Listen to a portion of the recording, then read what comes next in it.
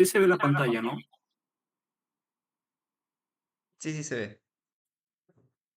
Muy bien. En primer lugar, la inflamación aguda y crónica va a ser un proceso que puede ser de corto plazo o a largo plazo, por esto el nombre. Y lo que busca principalmente, en primer lugar, es erradicar el noxa que está provocando un daño en el organismo. Y posterior a ello, lo que busca es dar una reparación al daño causado tanto por este agente externo como el propio daño que el cuerpo se provocó a sí mismo por la inflamación. Desde un inicio, desde la antigüedad, ya se estaba reconociendo este proceso de inflamación. Desde un inicio ya se reconoció que ante lesiones, golpes, había un proceso inflamatorio en el cual había cuatro características. El sitio de lesión se caracterizaba por incrementar su volumen, se hinchaba, se volvía rojo, aumentaba su temperatura, se volvía caliente y dolía. Y esto ya posteriormente con el desarrollo de la tecnología, de la ciencia, se definió que el proceso inflamatorio era un proceso que abarcaba tanto a nivel celular, bioquímico, celular, entre otros, y que actualmente ya entendemos mucho mejor el proceso inflamatorio y actualmente ya tenemos definidos algunas propiedades, ¿no? Por ejemplo, que en el proceso inflamatorio los principales componentes van a ser los vasos sanguíneos. Estos se van a caracterizar por incrementar su permeabilidad para permitir el paso de células y factores. Y también el segundo componente principal va a ser el sistema inmunitario, los leucocitos, los cuales van a iniciar la respuesta inflamatoria, la van a prolongar y la van a finalizar. La inflamación se puede caracterizar según sus consecuencias. Puede ser autolimitada, en el cual hay, por ejemplo, al momento de hacernos una herida en la piel, puede tener un daño o una repercusión leve que remite al poco tiempo, o incluso puede tener una respuesta descontrolada, como el caso del SIRS, de la sepsis, en el cual un agente, un NOXA, va a terminar afectando a todo el organismo, pulmones, corazón, riñones, entre otros, debido a que va a tener una respuesta descontrolada. El ámbito de la respuesta, de igual manera, puede ser local o sistémica en base a lo que se mencionó. Y los mediadores de la inflamación pueden tener como origen ser factores solubles, pueden ser producidos por las células o por derivados proteicos. Los estímulos van a ser diversos, tanto por agentes externos como microbios, virus, hongos, cuerpos extraños, células lesionadas, células muertas o incluso la hipoxia. Y lo que hacen estos mediadores es que inician la inflamación, la amplifican y van a determinar la gravedad. Pueden, y que incluso van a manifestarse mediante distintos hallazgos, tanto clínicos como laboratoriales. La secuencia inflamatoria parte a partir de un reconocimiento del agente externo, como microbios, o también al reconocer células lesionadas dentro del organismo. Este estímulo inicial, una vez que identifica al agente, sigue con una respuesta a partir de células sentinelas, ya pueden ser fagocitos, puede que a partir de receptores específicos van a detectar estos microbios o restos celulares para activar la producción de mediadores de inflamación. Una vez que activan esa respuesta, van a empezar a llamar a las demás células, van a llamar a los demás leucocitos para producir para producir y enviar proteínas plasmáticas como el sistema de complemento que van a viajar a la sangre y que debido a que los vasos han incrementado su permeabilidad, estas proteínas van a llegar al sitio de lesión. Los leucocitos llegan al sitio, siguen la señal de alarma, van a pasar a la circulación, atraviesan los vasos sanguíneos, llegan al sitio de lesión y la primera población celular que vamos a encontrar van a ser los neutrófilos o los polimorfonucleares. Y posteriormente, a las horas o incluso hasta los 48 horas siguientes, vamos a encontrar que la principal población ya no van a ser los neutrófilos, sino van a ser los monocitos, linfocitos, macrófagos. Y lo que buscan todas estas células, todas estas proteínas que han viajado desde la sangre para llegar al sitio de lesión es eliminar el estímulo, este estímulo que los ha llamado, ¿no? Mediante las células fagocíticas que van a ser los macrófagos, los monocitos, para que una vez que lo ingieren, lo destruyen a partir del sistema lisosómico, eh, y que incluso en el caso de células muertas puedan reciclarlas. La respuesta, si bien tiene un inicio agudo, al fin y al cabo tiene que terminar. Y eso se debe, y eso termina debido a que tiene un mecanismo de retroalimentación, un sistema de retroalimentación en el cual una vez que se quita la señal o la fuente de la señal, se termina el proceso inflamatorio.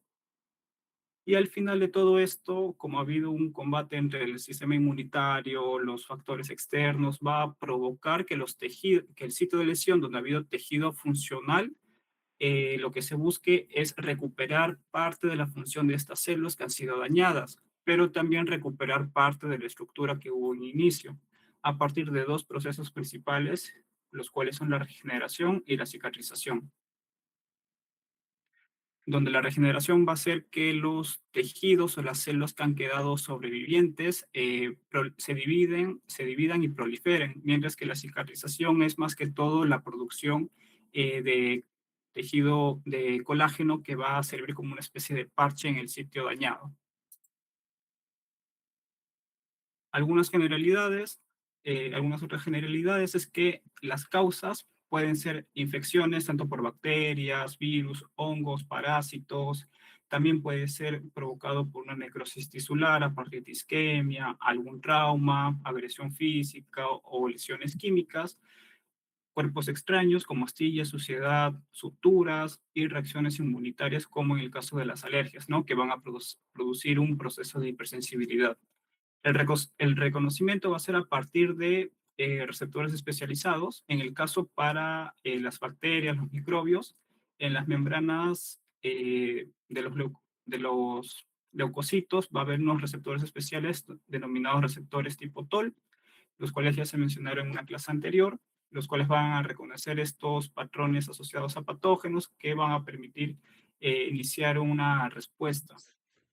También va a haber sensores de selección celular, pero que estos receptores van a reconocer principalmente el contenido interno de la célula dañada, como es el ATP, el ADN, el ácido úrico, entre otros. Va a haber otros receptores que van a reconocer fragmentos de la fracción cristalizada de los anticuerpos y también proteínas del complemento que van a estar adheridas a los microbios.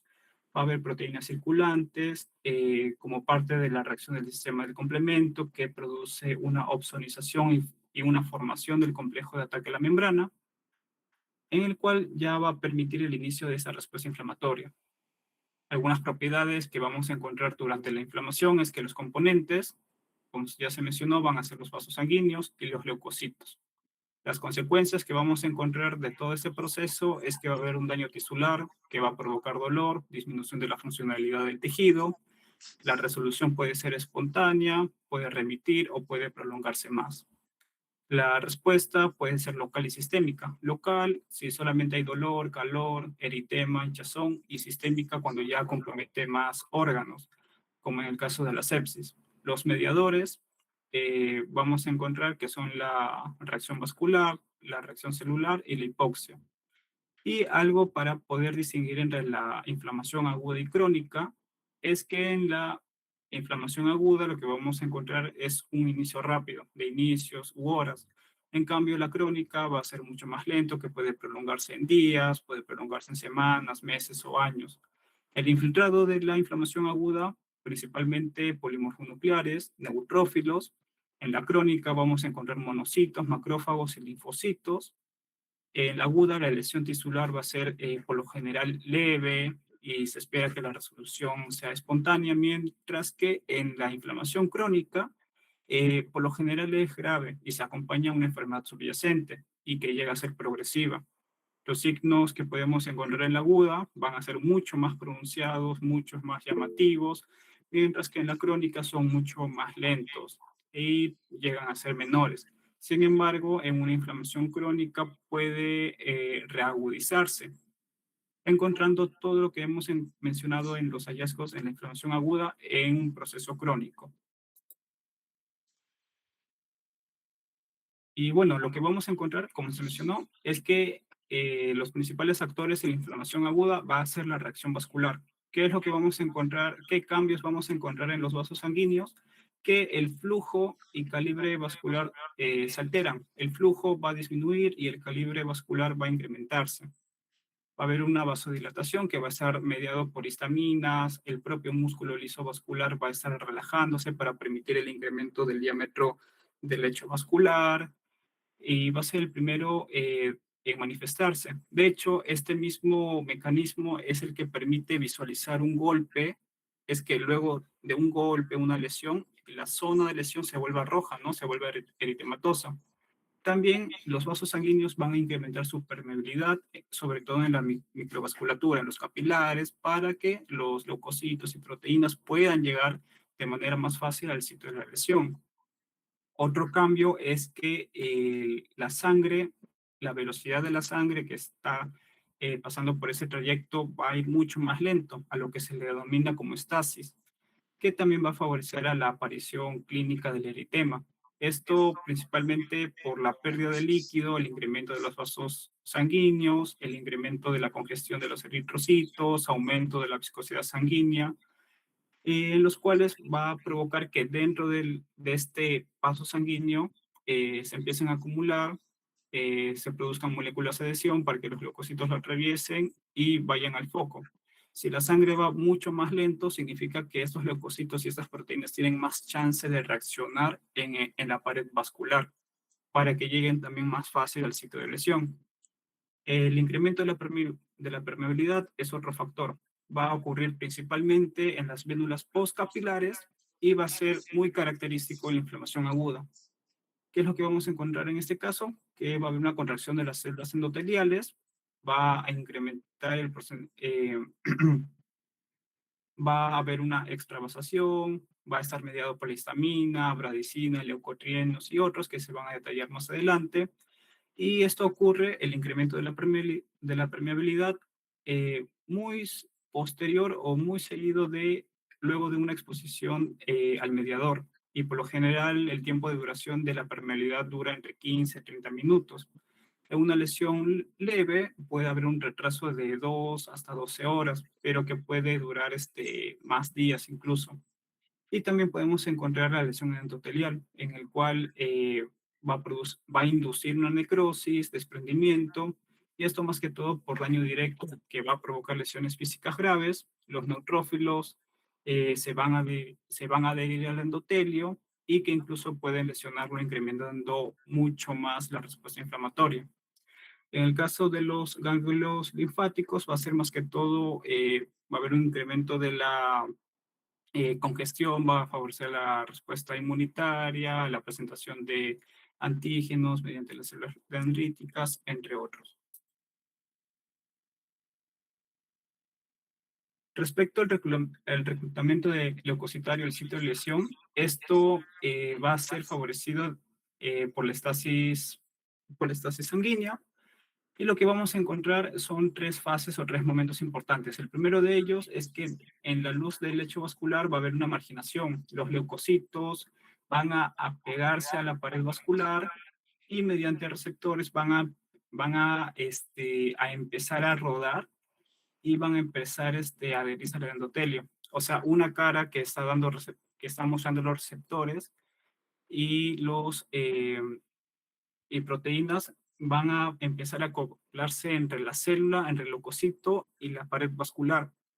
Unos receptores van a empezar a acoplarse, los siguientes van a empezar a desacoplarse, cosa que va a permitir ese rodamiento para que de poco a poco vaya ubicándose por encima de la lesión. Y una vez que se ubican por encima de la lesión, las células endoteliales van a abrirse, van a incrementar, van a facilitar la quimiotaxis de los leucocitos para que se trasloquen al sitio de lesión y puedan llegar al NOXA. Una vez que llegan al NOXA, ya van a permitir su eliminación. Lo que encontramos durante este proceso es la migración, quimiotaxia, y vamos a encontrar una naturaleza del infiltrado leucocitario. En el caso de la migración, también se le conoce como transmigración o diapedesis. Va a ocurrir principalmente en las fénulas postcapilares, las moléculas de adhesión En endotelio va a ser principalmente el CD31 o el PCAM1, y los leucocitos van a perforar la membrana basal mediante la colagenasa, van a penetrar en el espacio extravascular y posterior de ello el endotelio va a recuperar su continuidad, ya que fueron atravesados por los leucocitos. En el caso de la quimiotaxia, lo que vamos a encontrar es la salida del leucocito del vaso al sitio de la lesión, un movimiento a favor del gradiente químico que va a ser mediado mediante factores exógenos y quimiotácticos endógenos. En el caso de factores exógenos, va a ser principalmente bacterianos, como los péptidos con terminación de N-formilmetionina y ciertos lípidos característicos en la membrana de las bacterias, y los quimiotácticos endógenos, que ya son producidos por los mismos leucocitos y células del organismo, los cuales van a ser quimiosinas, como la interleucina tipo 8, el factor de complemento C5A y metabolitos del ácido araquidónico, como el leucotrieno B4, y van a usar segundos mensajeros para que permitan la polimerización de la actina y filamentos de miosina para que favorezca la extensión de los filopodios del leucocito.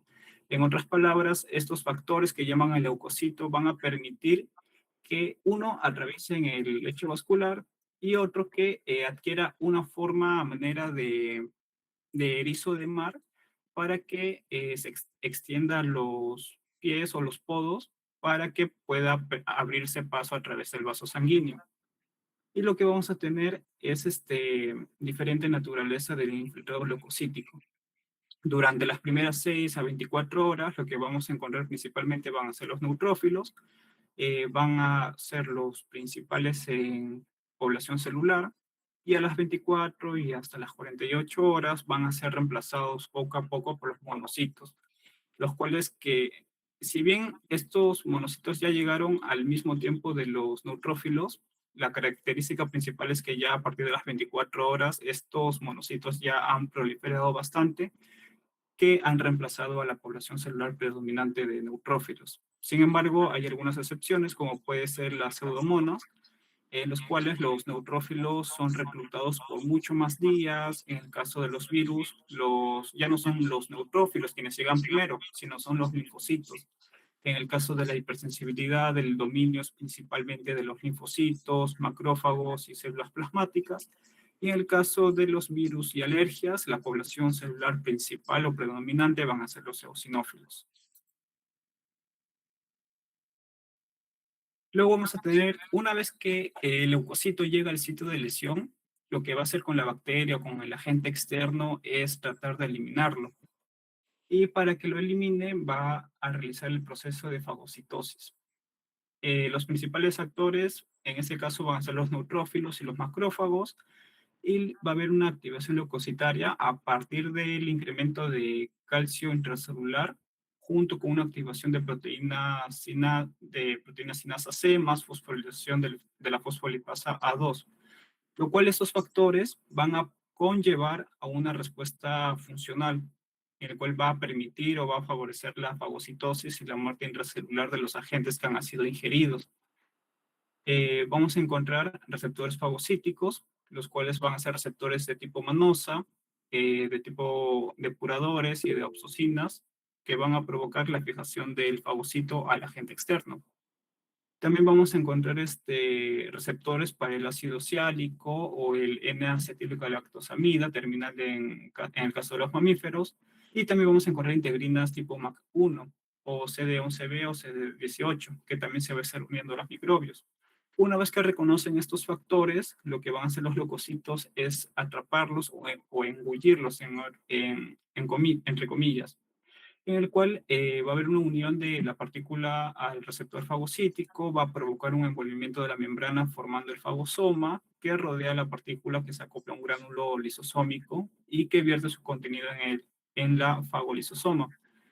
Como vemos acá en la imagen de abajo, una vez reconocido el microbio, en este caso el microbio, el leucocito va a formar una especie de boca mediado por estos receptores y lo va a engullir para introducirlo dentro de un fagosoma, y en el cual dentro de este fagosoma todo el contenido que usa la célula para digerir o para destruir, en el caso de, por ejemplo, la lisosima, va a acoplarse a esta vesícula que tiene ese contenido para que la bacteria reciba todo este agente químico y pueda ser degradada. Y de esta manera el microbio muere y posteriormente es degradado.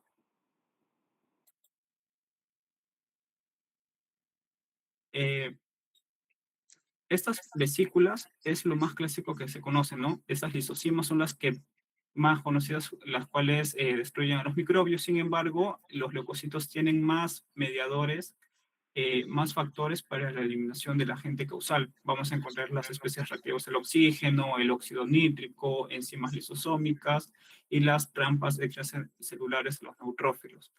En el caso de las especies reactivas al oxígeno, estas van a ser moléculas que se derivan del oxígeno, que son altamente reactivas, y lo que van a provocar es que a la estructura a la cual van a afectar, van a acoplar una molécula de oxígeno.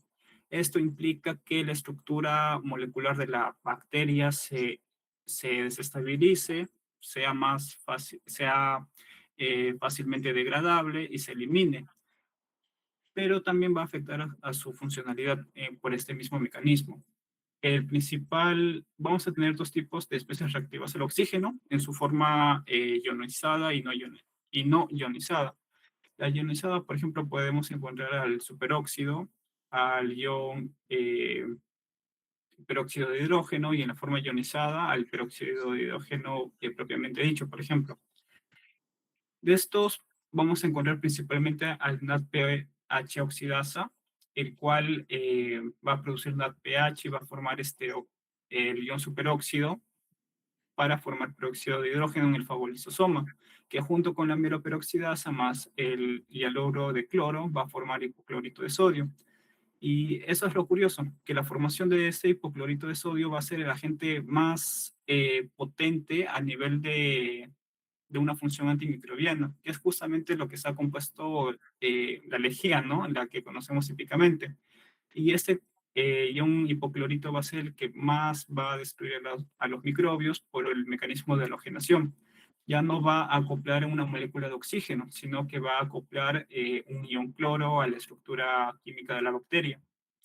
Pero también puede llegar a oxidarla y lo que va a producir es la oxidación o afectación de las proteínas y lípidos para que justamente sea más fácil degradar ese microbio.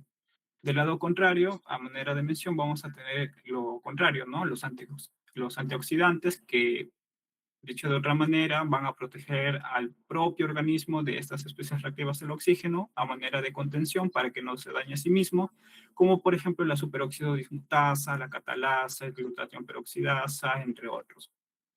También vamos a tener el óxido nítrico, si bien este también lo vamos a encontrar como un mediador en la respuesta de la vasodilatación, también sirve como agente microbicida. Este va a estar producido, vamos a encontrar tres tipos: el óxido nítrico endotelial, que va a estar, como mencioné, afectando al tono vascular, y también el óxido nítrico en- endotelial, el óxido nítrico I, el cual va a tener una función microbicida y también va a ser implicado junto con el interferón gamma para la respuesta de eliminación del agente causal. Vamos a encontrar enzimas lisosómicas. En el caso de los neutrófilos, vamos a encontrar distintos gránulos, como los gránulos menores, los gránulos mayores o azurófilos. Y en los gránulos menores vamos a encontrar lo que son lisosimas, colagenasas, gelatinasas, lactoferrinas, histaminasa y fosfatasa alcalina. En los gránulos mayores encontramos la mieloperoxidasa, lisosimas, defensinas, hidrolasas ácidas y proteasas. Y al final, todos estos gránulos se van a estar fundiendo en vacuolas fagocíticas que se acoplan a la vacuola que está conteniendo al microbio para poder unirse y terminar eliminándolo. Sin embargo, va a haber otros tipos de enzimas lisosómicas, como lo son las proteasas ácidas, las cuales van a estar enfocándose en bacterias y residuos de fagolisosomas, proteasas neutras, enfocándose en el colágeno, en la membrana basal, fibrina, elastina y cartílago, neutrófilos sinasas, macrófagos que también van a producir hidrolasas ácidas, coragenasas, elastasas, entre otros. Un sistema de antiproteasas que va a estar regulando todos estos agentes microbicidas. Y también vamos a tener otros menos usados o menos presentes, como lo son las defensinas, las catequicidinas, lisocimas, entre otros, los cuales todos estos van a estar implicados en la destrucción del agente externo, ¿no? Puede ser un microbio, puede ser un hongo o incluso un parásito. Y tenemos otro mecanismo para la eliminación del agente causal o del NOx, el cual van a ser las rampas extracelulares de los neutrófilos. Este es un mecanismo mucho más interesante debido a que el neutrófilo, cuando ya no puede hacer frente o no puede destruir directamente, no puede fagocitar a una bacteria o un hongo por su extensión, por su tamaño, por ejemplo, en los hongos con las formaciones de las hifas, que se extiende tanto que un solo neutrófilo no puede hacer de frente y como respuesta lo que hace es liberar todo el contenido del material genético que tiene, lo libera al lecho vascular y va a formar una especie de red para que, para que ese contenido que es principalmente cromatina, que al mismo tiempo tiene proteínas que van a afectar al agente causal, también tiene distintas lisocimas, enzimas que van a degradar a los agentes que atrapan esta red de cromatina, es para que contener, ¿no? Al agente causal y de esa manera se retenga en esta red y pueda ser degradado de a pocos y posteriormente fagocitado de una manera más sencilla.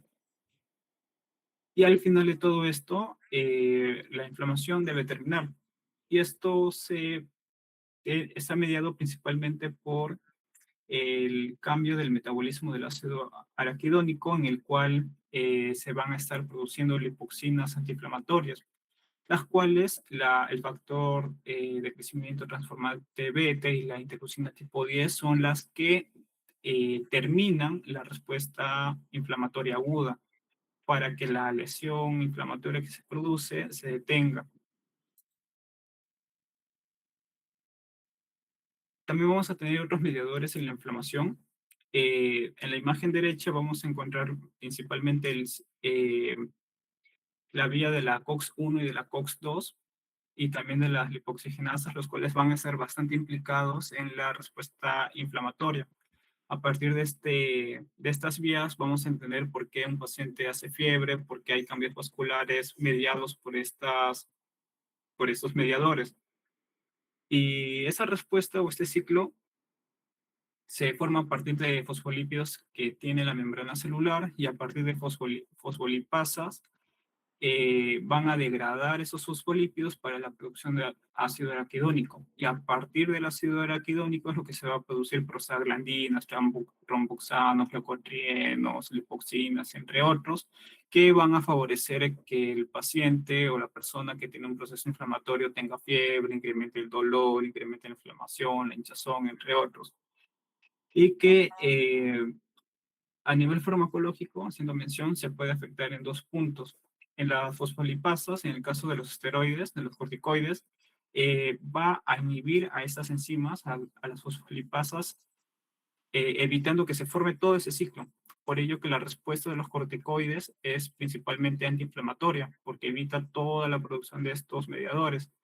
Sin embargo, cuando ya se ha formado el ácido araquidónico y se empieza con la apertura de las ciclooxigenasas, dentro de estos tenemos a la COX-1, que es una respuesta principalmente inflamatoria, lo que produce fiebre, dolor, inflamación, entre otros. Y la COX-2, que es principalmente fisiológico, como en la producción del moco dentro del estómago, puede ser inhibida mediante los AINES, el ibuprofeno, indometacina, paracetamol, entre otros, los cuales van a permitir que ya no se produzcan estos factores que vemos acá. Y de esa manera ya la inflamación baje un poco, el paciente ya tenga menos fiebre, menos dolor, entre otros. Y una vez se inicia la ciclooxigenasa, lo que se va a producir son principalmente prostaglandinas tipo I2, los cuales van a producir que el vaso incremente su diámetro, causa una vasodilatación e inhiba la agregación plaquetaria, o sea, disminuye la formación de trombos. Caso contrario, ocurre con el tramboxano A2. ¿Qué es lo que hace? Disminuye el diámetro capilar, causa una vasoconstricción y también va a favorecer la formación de trombos, ya que favorece la agregación plaquetaria. En el caso de la prostaglandina D2 y E2, lo que va a producir es que va a incrementar el tamaño del vaso, va a producir una vasodilatación y va a aumentar la permeabilidad vascular, además de favorecer la quimiotaxia de los leucocitos. Por otro lado, vamos a tener a las lipoxigenasas, a la 5 lipoxigenasa y a la 12 lipoxigenasa. Eh, en este caso, en la 5-lipoxygenasa, lo que se va a estar produciendo principalmente es leucotrieno C4, D4 y E4, los cuales no solamente van a afectar a los vasos sanguíneos, sino también a los bronquios, produciendo broncoespasmo, también van a producir permeabilidad vascular incrementada, y en el caso de las 12 lipoxigenasas van a producir lipoxinas tipo A4 y B4, los cuales a comparación de los demás van a disminuir la respuesta inflamatoria, van a inhibir la adhesión y quimiotaxia de los neutrófilos y también disminuir la respuesta inflamatoria. Y al final, todos estos mediadores de la inflamación van a repercutir a nivel sistémico. Los principales mediadores que sí o sí deben tener en cuenta son las interleucinas tipo 1, interleucina tipo 6 y el factor de necrosis tumoral. Estos tres, a nivel local, lo que va a producir en las células endoteliales de los vasos sanguíneos es que incremente las células de adhesión para que los leucocitos migren y se trasloquen y puedan llegar al sitio de lesión. Estos tres mediadores van a incrementar la permeabilidad vascular y también en el caso del factor de necrosis tumoral y la interleucina tipo 1 van a estar activando a los leucocitos, a los monocitos para que produzcan interleucina tipo 1 y tipo 6, para que de esta manera estos mediadores que se formaron en un inicio sigan prolongando la respuesta inflamatoria. Además, algunos efectos protectores sistémicos que podemos encontrar es que estos tres van a actuar a nivel del hipotálamo para que, para que se produzca la fiebre y también a nivel del hígado, principalmente la interleucina tipo 6 va a estar produciendo proteínas de fase aguda como la proteína C reactiva, cuya función la podemos entender como que ayuda a opsonizar a los microbios para que de esa manera sean fácilmente digeridos por los leucocitos. Pero también van a actuar estos mediadores inflamatorios en el hueso, en la médula ósea, que es lo que van a producir un incremento de los leucocitos. Van a favorecer la leucocitosis para mejorar la respuesta inmunitaria. Algunos otros efectos patológicos sistémicos es que la sobresaturación del factor de necrosis tumoral va a actuar en el corazón y va a deprimirlo, entre comillas, para que el gasto cardíaco disminuya. En las células endoteliales, en los vasos sanguíneos, el TNF va a favorecer la formación de trombos, puede disminuir puede aumentar la permeabilidad, lo que va a favorecer la aparición de edema a nivel, principalmente puede favorecer la formación de edema. Y también algo curioso es que va a aumentar la resistencia a la insulina. Así que, por ejemplo, si en una rotación les preguntan por qué un paciente diabético se le encuentra con picos de insulina en sangre, ustedes le pueden responder que se debe a los mediadores de inflamación, principalmente a la interleucina tipo 1, 6 y sobre todo el factor de necrosis tumoral alfa, que tomando de ejemplo a nivel periférico en el músculo esquelético, lo que va a producir con los receptores GLUT tipo 4 es que terminen afectando el receptor de insulina, provocando que el receptor GLUT4 no se termine de traslocar a la membrana y de esa manera no integre la glucosa que se debería acoplar a este receptor, por lo que la glucosa en sangre se mantiene igual e incluso aumenta. Es por eso que los pacientes diabéticos siempre se les va a encontrar con picos de glucosa debido a esta resistencia a la insulina provocado por estos mediadores de la inflamación.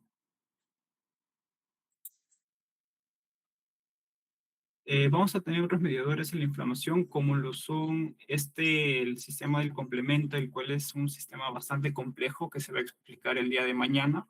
Pero en resumen, lo que busca ese sistema es atacar a los microbios. Va a haber distintas vías: la vía alternativa, que va a reconocer principalmente a los microbios; la vía clásica, que va a estar mediada por anticuerpos, al momento de reconocer la fracción cristalizada de estos anticuerpos; y la vía de la lectina, menos común, pero lo que buscan todos estos es que se acople el complemento C3b al microbio. Bueno, al inicio es una proteína llamada C3 que se va a dividir en dos partes. Una va a ser la C3b, que va a funcionar como opsonizante, que va a llamar la atención a los leucocitos para que busquen fagocitarlo, y se va a dividir en otra parte, el cual va a ser el C3A, el cual va a incrementar o va a favorecer el reclutamiento y activación de los leucocitos para que posteriormente produzcan una destrucción de esos microbios mediados por los leucocitos. Pero una vez se acopla la proteína C3b al microbio, lo que va a provocar es que los fagocitos lo reconozcan a partir de receptores lo reconozcan a partir de esa proteína.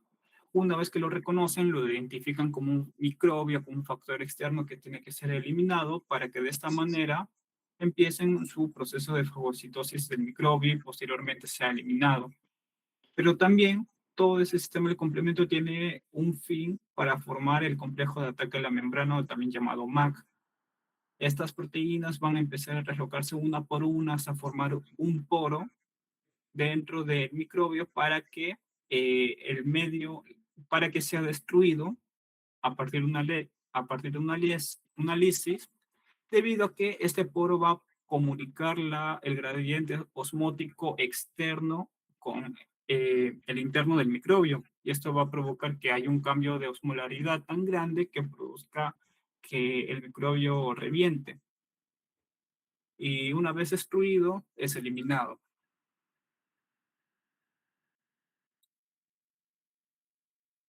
Lo que podemos encontrar como patrones morfológicos dentro de la inflamación aguda son tres principales tipos de exudados.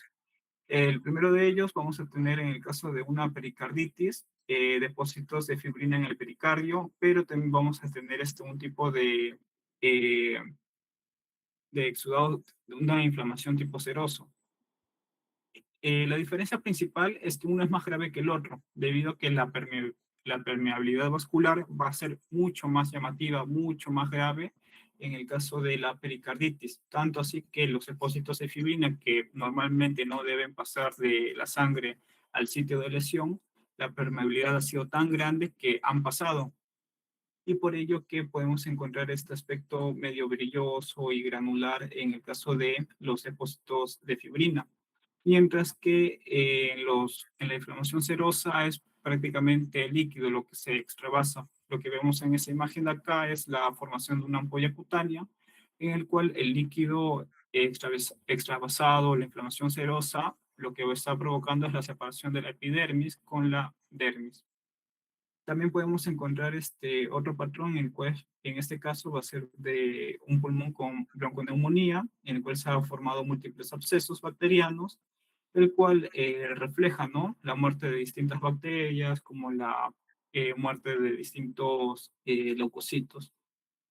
Y a nivel microscópico, lo que podemos encontrar en esa lesión es de la inflamación purulenta, es que el absceso va a contener una gran cantidad de neutrófilos y residuos celulares, además de estar rodeados de vasos sanguíneos congestionados como parte del proceso inflamatorio. Y en otros casos de tipo de lesión podemos encontrar el caso de úlceras, en el cual la lesión ha formado, en el caso de la úlcera, un cráter en el cual este, va a haber también exudado inflamatorio agudo, sobre todo en lo que es en la base, como vemos acá, y también translocación de leucocitos. Y una vez que cuando se pasa de una respuesta inflamatoria aguda a una crónica, ya depende más que todo por si se elimina o no el NOXA. Si se elimina el noxa, la inflamación aguda remite, pero si el noxa todavía persiste o se las arregla para continuar afectando el organismo o ya la respuesta inflamatoria no puede detenerse sola, ya estamos hablando de una inflamación crónica, pues ya va a durar días, semanas, meses, años. Las causas, como se mencionó, las infecciones persistentes, también puede ser implicada una hipersensibilidad retardada con la formación de una reacción granulomatosa, puede estar causado por enfermedades por hipersensibilidad, en el cual se activa el sistema inmunitario y se forman los autoantígenos. Una exposición prolongada a tóxicos exógenos o endógenos, en el caso del sílice, que va a terminar produciendo silicosis, en el caso de trabajadores eh, de mina, en el cual este tóxico exógeno va a estar alojándose en el pulmón, produciendo una respuesta inflamatoria ya de años. O también podemos encontrar una exposición crónica al colesterol, el cual va a estar produciendo una aterosclerosis, se forma una placa de colesterol en ese caso en las arterias coronarias, como parte de este proceso inflamatorio. ¿Qué características morfológicas encontramos en la inflamación crónica? Es que ahora la infiltración ya no va a ser de neutrófilos, sino va a consistir en macrófagos, fagocitos y células plasmáticas. En la inflamación crónica, la destrucción de tejidos va a ser mucho más marcada, mucho más llamativa y ya va a ser incluso irreversible. Ya puede ser causado este daño por el agente causal o por la respuesta inflamatoria propia del organismo. Y lo que se busca en la inflamación crónica es que el tejido lesionado o el sitio de lesión que ha sido afectado se recupere, ya sea reponiendo o rellenándolo con tejido conjuntivo, favoreciendo la proliferación de las células que han sobrevivido y terminar formando una fibrosis, una cicatriz en el tejido afectado. Por ejemplo, en el caso de la silicosis, va a terminar formándose distintas cicatrices bastante fibrosas en el pulmón, el cual va a estar, si bien ha recuperado parte de la estructura, lo que habrá perdido al final es mucha funcionalidad, pero ha sido un intento de curación, ¿no? Una vez se ha eliminado el agente causal. En la inflamación crónica, como se mencionó, los principales mediadores van a ser los macrófagos. Estos, principalmente predominantes en las primeras 48 horas, van a producir citocinas y factores de crecimiento, van a ingerir los microbios y células muertas. Y en otras palabras, los macrófagos van a actuar de dos maneras, o clásicamente de dos maneras. Eh, la vía clásica por la que actúan es favoreciendo la inflamación y también destruyendo los microbios, pero también tenemos otro extremo en el cual los macrófagos van a hacer lo contrario, van a buscar detener la inflamación y también van a buscar reparar los tejidos afectados. Si bien se estudia como M1 o M2, en la realidad lo que ocurre es que esto en verdad va a ser un espectro muy amplio, pero para poder distinguirlos mejor solamente se estudia como M1 o M2. En el caso de los macrófagos, algunos datos que debemos saber es que se producen en la médula ósea y lo que se produce principalmente van a ser monocitos. Estos monocitos a lo mucho llegan a vivir en el torrente sanguíneo 1 o 2 días y que su producción puede incrementarse en procesos inflamatorios y que pueden dirigirse a distintos tejidos del organismo, ¿no? Pero también en el desarrollo prenatal, lo que vamos a encontrar es que su origen va a ser principalmente en el hígado o en el saco vitelino, y el cual este macrófago, este monocito que se ha formado, una vez que se aloja en un tejido en específico, se especializa en macrófago. O sea, el monocito y macrófago es similar, en parte sí y en parte no. En parte no, porque el macrófago es, por así decirlo, un monocito especializado, se ha especializado en un tejido.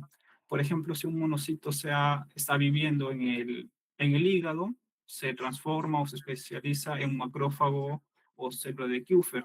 Si el monocito está viviendo en el pulmón, se especializa en un macrófago alveolar. Si este monocito se está alojando en el sistema nervioso se transforma en una microglia, una forma más especializada, ¿no? Y bueno, una vez que tenemos ya formado el macrófago, va a tener una función, o M1 o M2. En el caso de M1 va a estar activándose a partir de productos microbianos, a partir de los receptores, de los ligandos para los receptores tipo TOL y también del interferón gamma.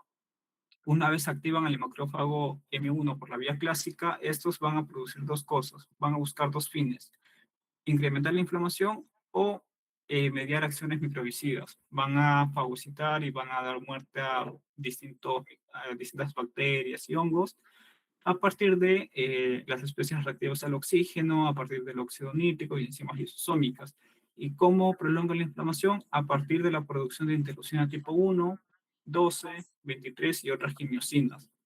Pero una vez progresa el proceso de inflamación crónica y ya se va atenuando, se va destruyendo el agente causal, se va eliminando, los macrófagos van a empezar una vía alternativa M2, en el cual se van a activar a partir de la interleucina tipo 13 y la interleucina tipo 4. Y lo que van a buscar esos macrófagos es reparar los tejidos a partir del depósito de colágeno para formar la fibrosis y también van a buscar detener este proceso inflamatorio a partir de interleucina tipo 10 y el factor transformante tipo beta. Y cómo van a buscar la reparación de los tejidos a partir también del mismo factor transformante beta y también otros factores de crecimiento. También no solamente vamos a encontrar a los macrófagos, sino vamos a encontrar a los linfocitos, los cuales son los linfocitos T, pero también se pueden subdividir en linfocitos T helper, tipo 1, 2 a 17. Y estos linfocitos aparecen más que todo cuando hay reacciones inflamatorias crónicas ya pronunciadas. En el caso de los T helper tipo 1, van a producir interferón gamma y van a activar a los macrófagos por la vía clásica. Los T helper 2 van a producir interleucina tipo 4, 5 y 13 para reclutar a los eosinófilos y activar a los macrófagos mediante la vía alternativa M2. Los T helper 17 van a reclutar neutrófilos y monocitos, mientras que los macrófagos, junto con la interleucina 12, que va a actuar como un coestimulador más el antígeno, lo que van a producir es la activación de los linfocitos T para que sigan reclutando más macrófagos y terminen formando granulomas. Que estos granulomas lo vamos a explicar más adelante. Y también vamos a encontrar en los linfocitos tipo B, los cuales van a producir anticuerpos. Vamos a encontrar otras células en otro tipo de enfermedades, por ejemplo en los eosinófilos, los cuales ya en este caso son mediados por IgE, eotaxina, proteína básica principal. Vamos a encontrar mastocitos, los cuales van a desgranularse y van a terminar liberando histamina y prostaglandinas, y los vamos a encontrar principalmente en reacciones alérgicas o de hipersensibilidad.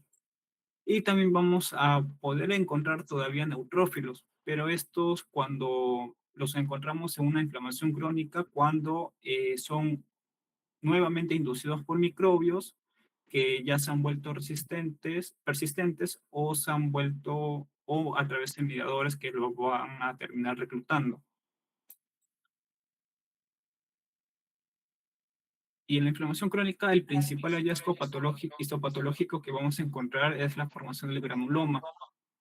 Este granuloma, cuando el fagocito, el macrófago eh, no lo puede fagocitar por ser muy grande, muy resistente, lo que va a provocar es que se reúnan muchos más macrófagos que se unan para formar para poder contener a este agente causal, lo puedan contener y lo puedan rodear, el cual va a estar esa inflamación granulomatosa como tal va a consistir en un cúmulo de macrófagos activados junto con linfocitos T y que incluso se puede encontrar necrosis en el centro para poder contener al agente causal que no ha podido ser fagocitado.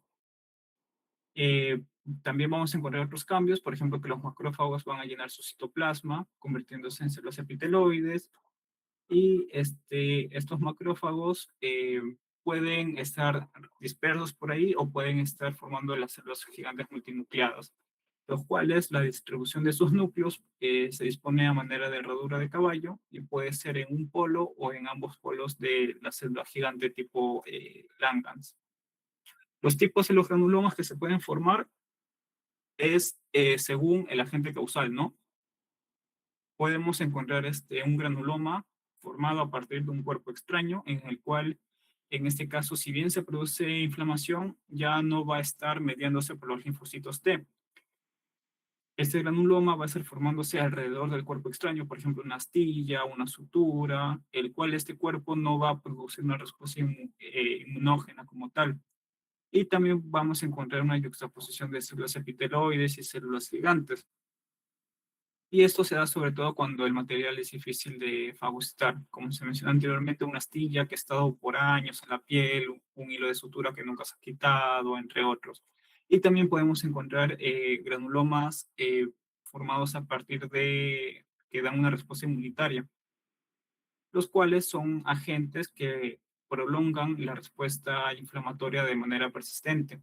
Y va a estar mediado esta vez sí por los linfocitos T, principalmente por los linfocitos T helper 17 que van a producir interferón gamma y van a activar a los macrófagos, o también puede ser mediado por los T helper tipo 2 que van a estar enfocados en destruir o contener a los parásitos. Y esta respuesta se da principalmente cuando el agente es difícil de erradicar, cuando es muy grande o simplemente no se puede fagocitar. Los hallazgos, la morfología del granuloma, lo que vamos a encontrar son las células epiteloides, el cual se caracteriza por un citoplasma granular rosado con bordes no diferenciados. Los agregados van a estar rodeados por una corona de linfocitos, como se ve acá en la imagen, y los granulomas antiguos van a tener un contorno de fibroblastos y de tejido conjuntivo.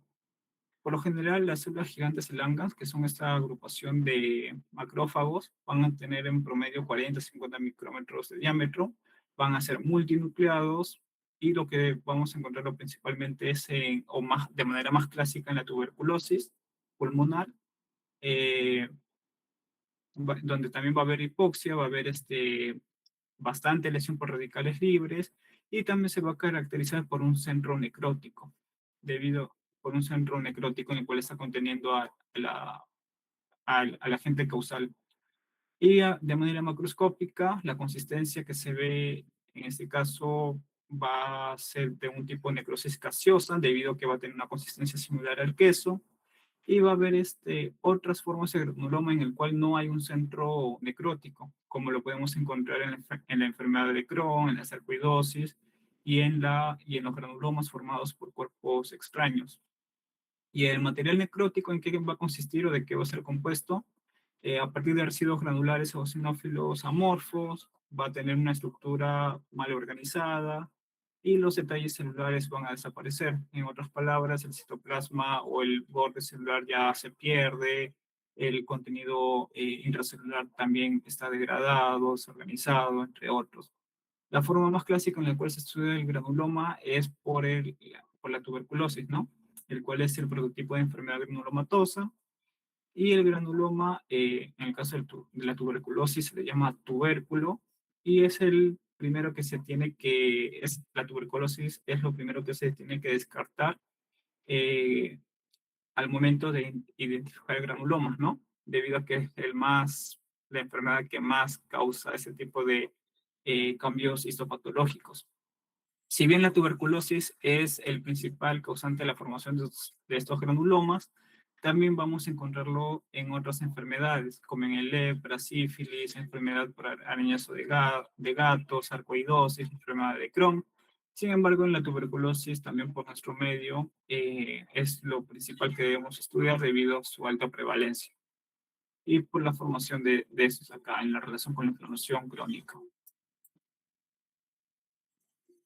Y vamos a tener en la inflamación crónica distintos efectos sistémicos.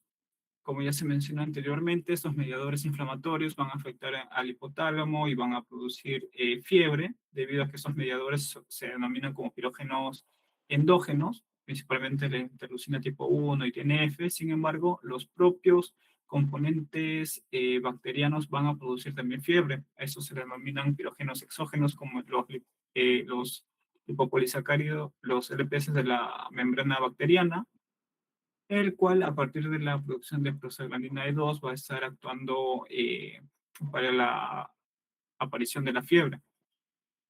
También vamos a encontrar proteínas de fase aguda.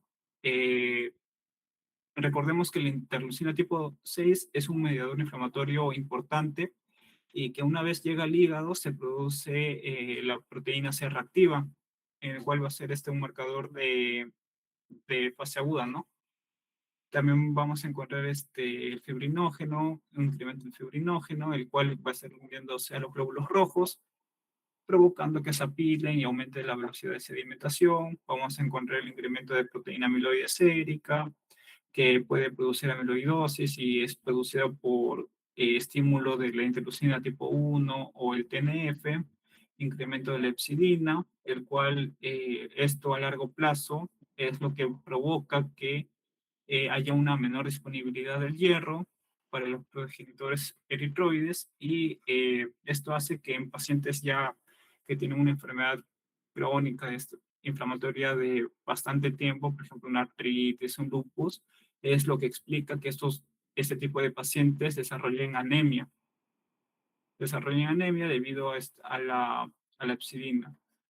También vamos a encontrar la trombopoyetina, el cual va a consistir en ser un factor de crecimiento principal en los megacariocitos y que en la inflamación crónica va a estar favoreciendo la formación de los trombos.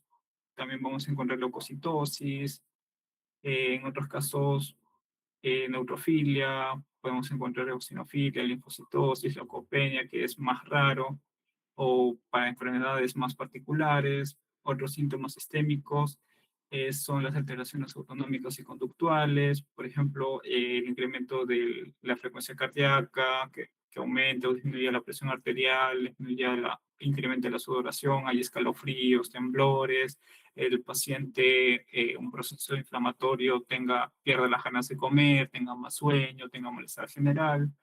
Y otros hallazgos que encontramos en la inflamación crónica ya de una manera más crítica va a ser la sepsis, en el cual la respuesta sistémica al agente causal va a ser de mucha más magnitud y el cual va a estar afectando a una mayor cantidad de órganos, principalmente, o de los que más se evalúan va a ser el corazón, riñón y pulmón, y lo que puede provocar de una manera crítica o en el momento va a ser que haya una coagulación intravascular diseminada, el paciente haga shock, que haya trastornos metabólicos, por ejemplo, como se mencionó, el paciente haga resistencia a la insulina, hiperglucemia, todo a partir de estos mediadores inflamatorios, ¿no? Que se producen durante el proceso de la inflamación y que mientras más permanezcan, mientras más persistan todos estos mediadores, mayor va a ser la repercusión clínica y con sus consecuencias en el paciente. Y al final de toda la inflamación crónica, lo que se busca, después de todo el daño que ha ocurrido, después de todo lo que ha provocado el agente causal, después de toda la inflamación, de todo el daño que se ha producido el cuerpo a sí mismo para tratar de eliminar este agente, al final lo que busca es reparar los tejidos mediante dos mecanismos, el de proliferación y el de proliferación y el de cicatrización. El de proliferación principalmente cuando hay células que todavía han sobrevivido y si estas todavía aún pueden proliferar, pueden dividirse, el tejido dañado todavía puede recuperar parte de su funcionalidad, pero si el tejido tiene muy baja capacidad de proliferación, de división celular, en este caso ya la proliferación es muy mínima o es nula. Y lo que le queda al tejido y lo que queda al organismo para que se pueda reparar es parchar ese sitio mediante el depósito de colágeno. Vamos a encontrar esta proliferación celular, como mencioné, va a depender según la capacidad regenerativa y de las células madres tisulares que se encuentren en el sitio de lesión. Vamos a encontrar tejidos lábiles, por ejemplo, en lo que son los epitelios de revestimiento, lo que son el epitelio escamosos, lo que vemos en la piel, epitelio cúbico, de las glándulas, eh, tejido epitelio cilíndrico, como lo que está en el útero y trombocefalopio, en el epitelio de transición, entre otros, los cuales, como tienen una alta tasa de recambio celular al momento de sufrir una lesión, por ejemplo, en la piel, ¿no? Al sufrir una herida, su reparación es rápida. Su reparación es rápida, incluso su función, su capacidad funcional se mantiene hasta cierto grado debido a su alta tasa de recambio. Va a haber otros tejidos estables, que son células que están en reposo en la fase G0 del ciclo celular, y la regeneración es más limitada. Y lo que vamos a encontrar lo va a ser principalmente en parénquimas de órganos sólidos, por ejemplo, el riñón, el hígado, pero que el riñón, el hígado, que si bien puede regenerarse hasta cierto punto, principalmente va a estar cubierto por la formación de la fibrosis o de la cicatrización por el colágeno que se ha depositado.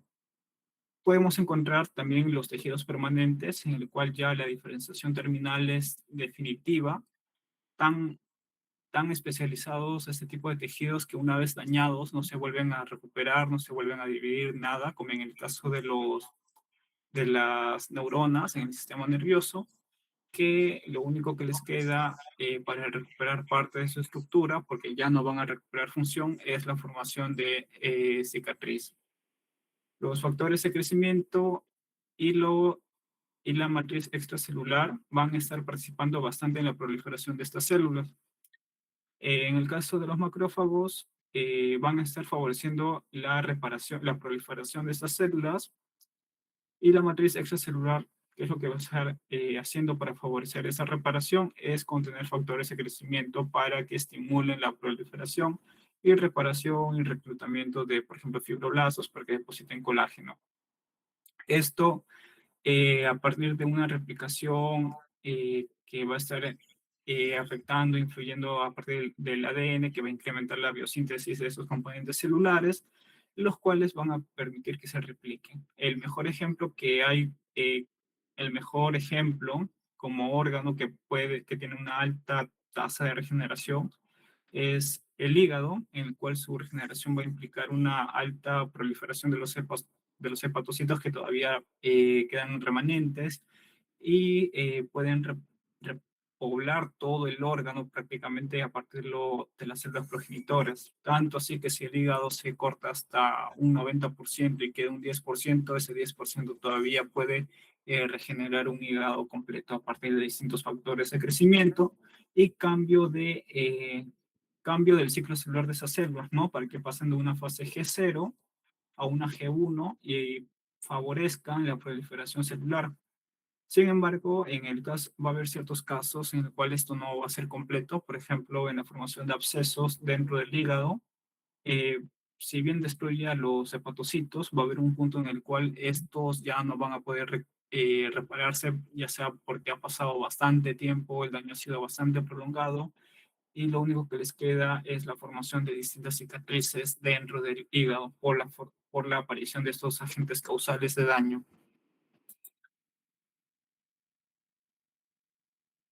Y la segunda forma en la cual el organismo puede recuperarse a partir de todo este daño es la reparación por tejido, por la reparación por depósito de tejido conjuntivo, en el cual el sitio de lesión lo que va a buscar en un primer lugar es detener la lesión, el sangrado, tomando el ejemplo de la piel, detener el sangrado, permitir que las células epiteliales migren, formen un tapón, y que finalmente se deposite colágeno en el sitio de lesión para que se recupere la solución de continuidad del tejido afectado, ¿no?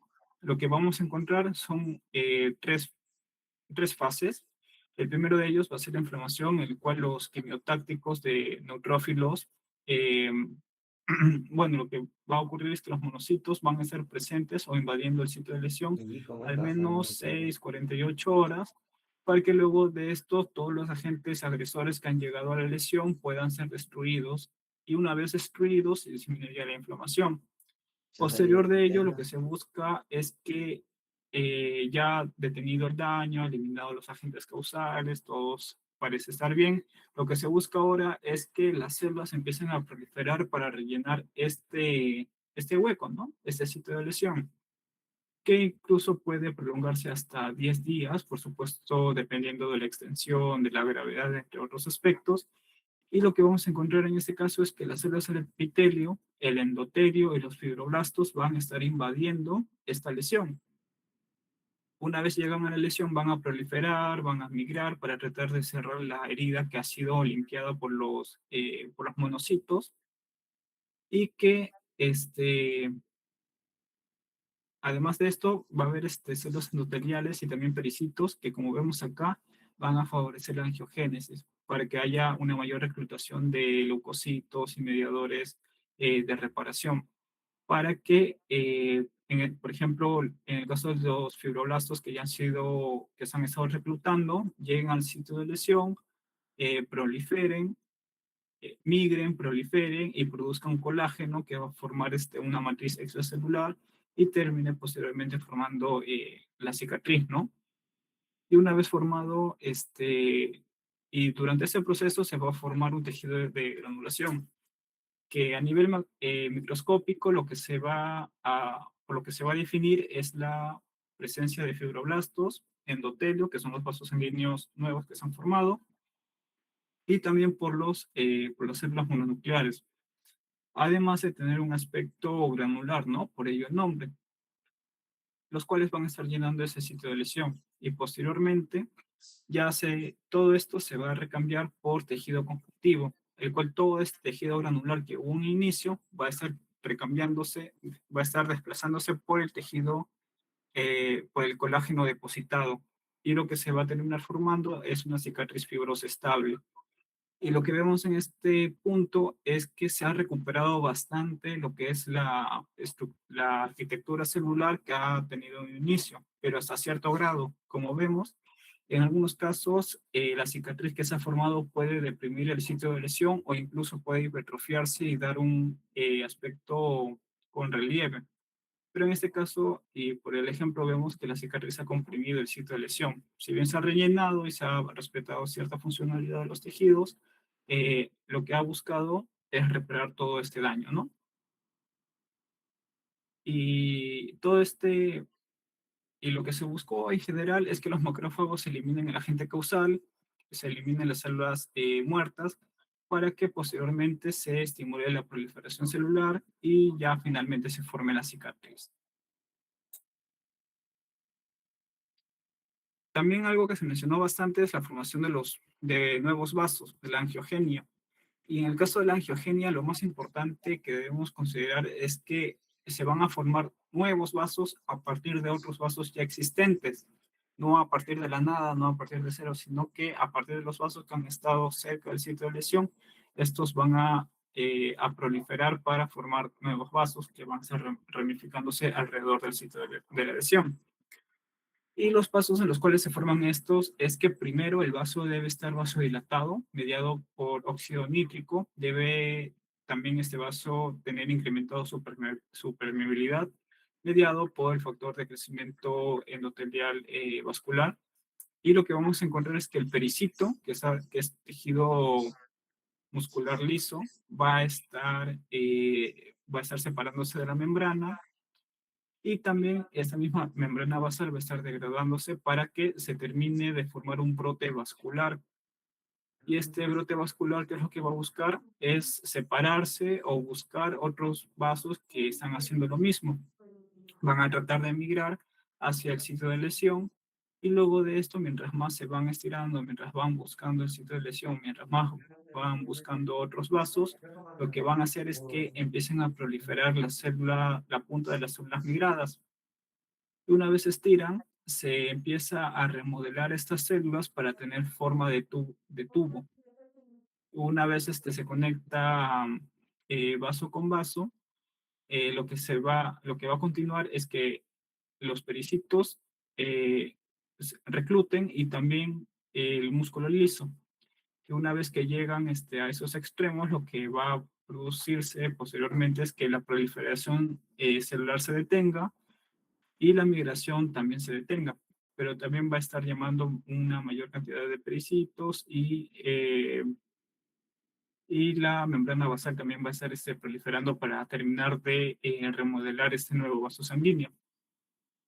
Los mecanismos quienes están implicados en la formación de la angiogenia son bastantes, pero va a estar principalmente mediado por la interacción célula-célula y por factores de crecimiento. En la interacción célula con célula va a estar definido por las proteínas de la matriz extracelular y enzimas tisulares. Vamos a encontrar factor de crecimiento endotelial vascular, el cual va a favorecer la migración, proliferación del endotelio que va a formar estos brotes capilares y también va a estar todo a partir de la vasodilatación y de la permeabilidad vascular previa. También vamos a encontrar factores de crecimiento de fibroblastos 2, el cual va a estar implicando en la proliferación del endotelio, va a estar favoreciendo la migración de macrófagos y fibroblastos al foco de crecimiento y también va a incrementar la migración epitelial para tapar la herida. También vamos a encontrar otras distintas proteínas que lo que van a hacer al final de cuentas es favorecer esta proliferación y que terminen conectándose estos nuevos vasos.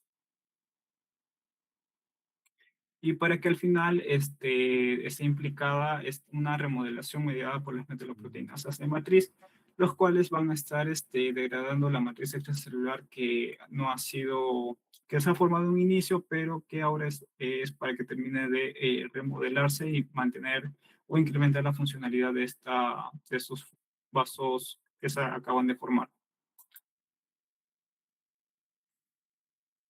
También vamos a encontrar el depósito de tejido conjuntivo.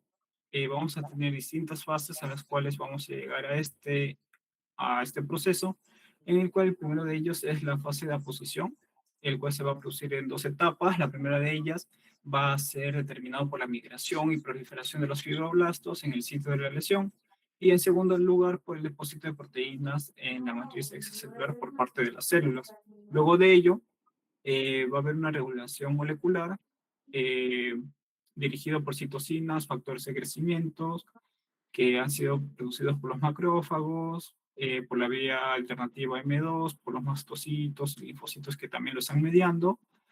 Y el principal factor de crecimiento que está mediando la gran parte de todo este proceso es el factor de crecimiento transformante beta, en el cual va a ser que se termine o se produzca todo lo que es la matriz extracelular.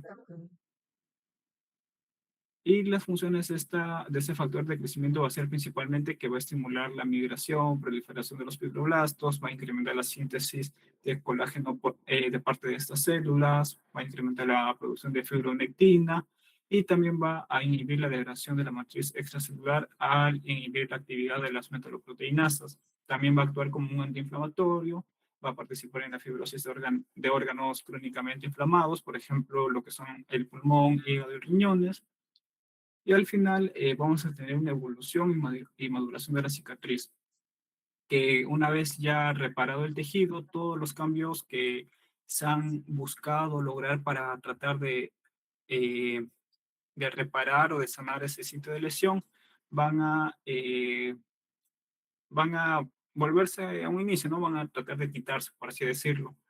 Por ejemplo, al momento, por ejemplo, si se ha formado, se ha dado inicio a la angiogénesis, lo que se va a buscar ahora es que el número de vasos formados y de los fibroblastos que se han desarrollado ahí disminuyan, pero lo que se va a dar a cambio es que la síntesis del colágeno incremente para que termine de dar resistencia al sitio de lesión. También la regresión vascular va a transformar el tejido de granulación en una cicatriz clara y vascular para terminar de remodelar esta cicatriz. Y posteriormente lo que vamos a tener es propiamente la remodelación, en el cual va a haber un equilibrio dinámico, en el cual eh, la reparación habrá tenido éxito si la síntesis y degradación de esos componentes de la matriz extracelular están en equilibrio. Las metalloproteinasas van a ser las principales enzimas mediadoras de esta remodelación, en el cual van a degradar a la matriz extracelular. También van a ser producidas por los fibroblastos, macrófagos, neutrófilos, células sinoviales y epiteliales para la remodelación de este colágeno producido.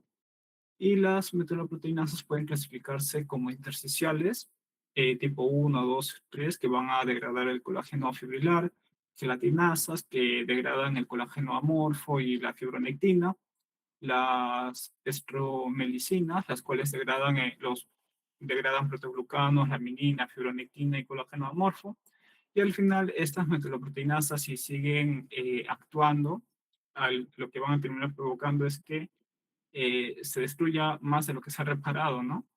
Y esta regulación va a ser a partir de es que esta regulación se debe a partir de que estas metaloproteinasas primero se han secretado como precursores inactivos o también llamados simógenos y que han sido activados localmente por proteasas, por ejemplo, la plasmina, y su actividad por eso mismo, se va a terminar frenando rápidamente por los inhibidores celulares de metalloproteinasas para terminar de concluir el proceso de remodelación. Y de esta manera, ya toda la cicatriz que se ha formado, si bien ha dado soporte estructural, va a terminar remodelándose para tener o para favorecer la funcionalidad de las células que han quedado todavía remanentes o que han sobrevivido y han podido repararse, y también de mantener una mayor integralidad estructural en el sitio de lesión ya recuperado. Y eso sería todo de lo que ha sido inflamación aguda, inflamación crónica y también un poco de reparación. Muchas gracias.